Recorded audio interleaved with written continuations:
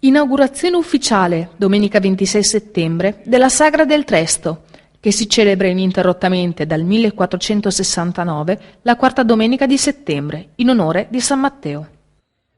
La località, che fa parte del comune di Ospedaletto Euganeo, è nota per il santuario mariano eretto in soli 9 mesi in seguito alla leggendaria apparizione della Vergine Maria al barcaiolo Giovanni di Bartolomeo Zelo da Ponso, la notte del 21 settembre 1468, giorno di San Matteo. Il santuario del Tresto è il monumento principale che abbiamo di questo comune. Il suo remoto impianto sta a indicare che questo posto è noto sin dai tempi molto distanti, perché normalmente si andava a costruire un santuario là dove già la gente frequentava. E attualmente è oggetto di visita per il culto mariano. Un culto mariano sentito perché abbiamo durante tutto l'anno tutta una serie di visite programmate turistiche da parrocchie di tutto il Veneto. È un santuario conosciuto in tutto il Veneto, ricordiamoci che è uno dei casi in cui è apparsa la Madonna. Ha dentro delle opere d'arte importanti, di cui la più importante sicuramente è il quadro di Jacopo di Montagnana, che era un allievo del Tiepolo, era uno di quelli che davano una mano al Tiepolo a riempire i suoi disegni.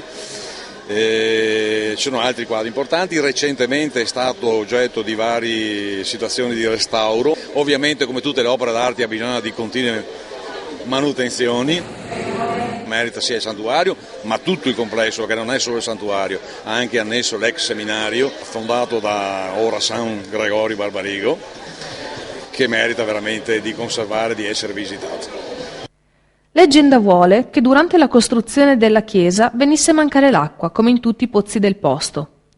La gente si rivolse allora fiduciosa alla Madonna e dopo un solo giorno, a pochi metri di distanza, una buca si riempì d'acqua. Nei giorni della sagra, molti devoti bevono fiduciosi quell'acqua, detta della Madonna. Da una ventina d'anni, la Sagra del Tresto ha assunto la denominazione di Sagra e Fiera del Tresto, aprendosi alle realtà economico-produttive del territorio, riuscendo però a conservare, fatto un po' raro, la sua tipica caratteristica di ricorrenza paesana di devozione e un tono familiare. La mostra dell'artigianato, come sempre, è stata organizzata con il sostegno della CNA di Padova.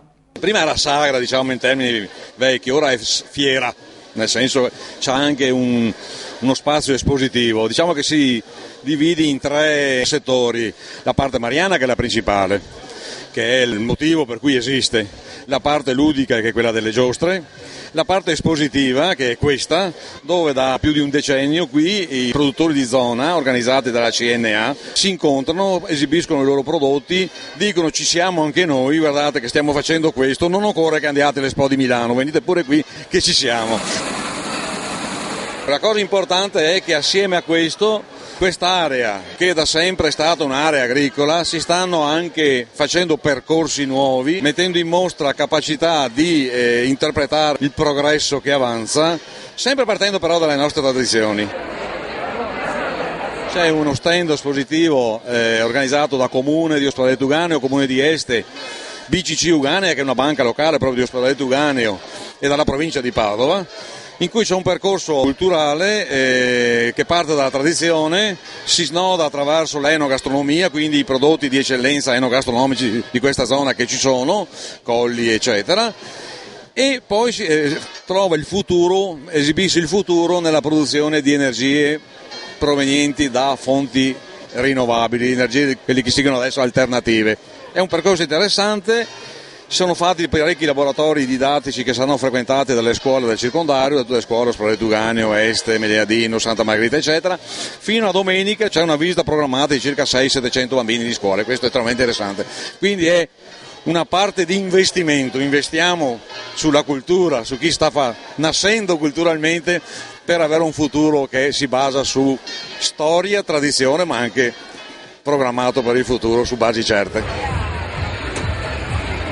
Abbiamo gli spazi espositivi che sono riempiti completamente, fa pensare che la gente, quando si attraversano periodi di crisi come questi, gente che è abituata a rimboccarsi le maniche da sempre, gente che crede nel proprio, adesso si dice know-how, io dico conoscenza, cultura, della propria capacità di produrre, risfoderi quelle occasioni per esibire ciò che sanno fare, come in questo caso, ripescando nella memoria, perché si sa, no?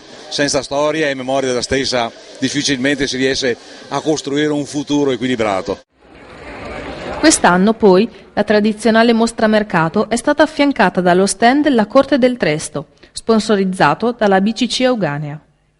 Quando si parla di territorio, il credito cooperativo non può non essere presente a fianco degli operatori commerciali della zona.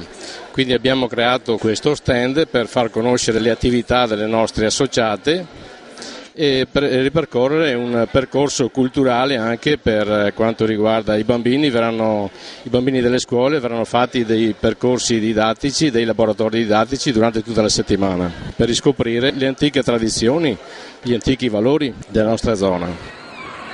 La chiesa, nei giorni di sagra, sembra isolarsi dal frastuono che giunge dall'ampio spazio dei divertimenti, il famoso campone, sempre affollatissima di gente che viene da ogni dove.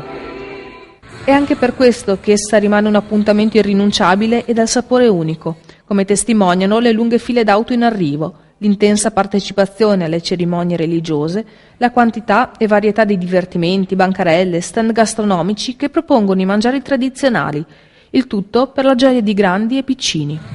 Come un tempo, come se il tempo avesse rallentato la propria corsa.